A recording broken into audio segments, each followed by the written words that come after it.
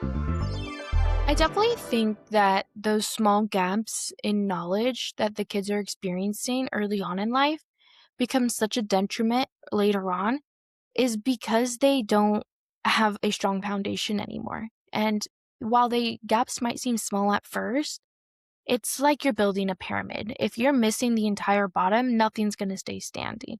And so Mm, it's really important to understand that these kids are learning these skills at a certain time for a reason, and that reason is being that it is their foundation. If they don't have basic reading comprehension, then how are they supposed to take English in high school? How are they supposed to be able to read something and analyze it and kind of really decipher what it means?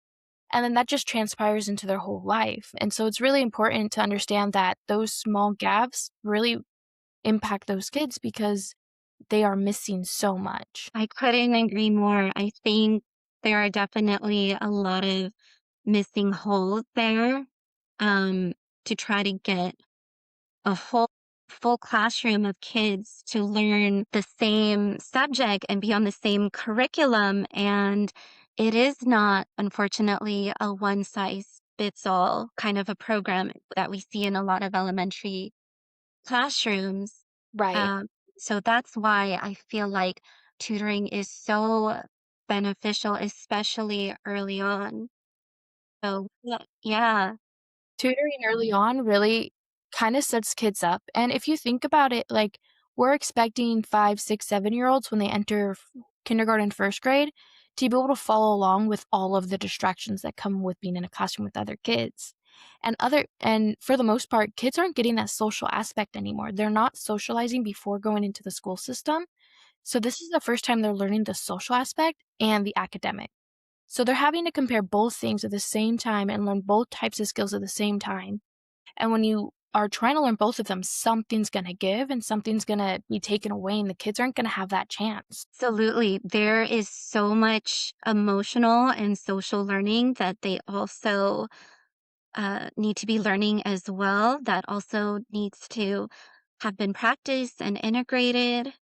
And it's not, like you said, I couldn't agree more. It's not just the academics, but it's the whole social and behavioral aspects of, that are just surrounded by what are the expectations of, my behavior at school and how do I get along socially with my peers. And then on top of all of that, I also need to be, really attentive to my academics. So I think it's a lot to navigate, especially at an early age, especially for that age range we were looking at as well, the kindergarten age range. I think that's a lot of pressure, to be Yeah, quite frank.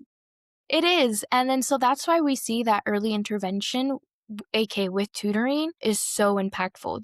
Schools have so many systems in place between after school care, reading readiness, outside tutoring, setting up tutor resources for parents to kind of initiate themselves.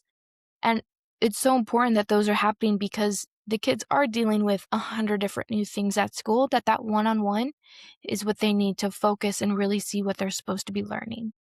I love that.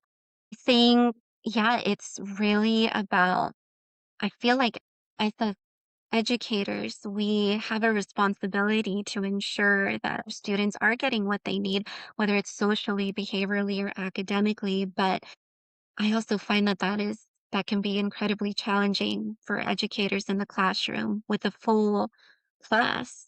So I think it's trying to critically and analytically think about how is it that we're going to be able to bridge this gap and sort of find a balance there where we can still be there for those struggling learners that really do need that one-on-one attention. Absolutely, and teachers already have their hands full. They're dealing with Mm, 25 different kids, that's 25 just different personalities, and on top of 25 kids, you're dealing with 25 parents, mm. plus the administration on top of it, and so, while it is the teacher's job to teach, it is also the parents and other support systems of the child to get that extra one-on-one support.